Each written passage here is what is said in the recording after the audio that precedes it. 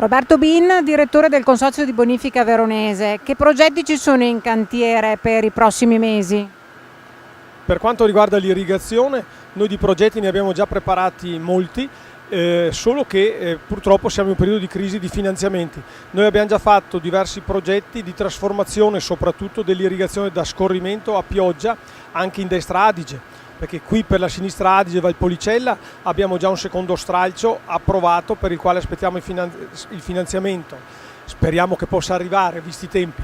Poi per la destra Adige abbiamo molti progetti che erano già stati istruiti anche dall'ex magistrato alle acque, li avevamo predisposti perché è un'esigenza che viene dal territorio, quella della trasformazione dell'irrigazione da scorrimento a pioggia, specie dove ci sono anche le coltivazioni di kiwi.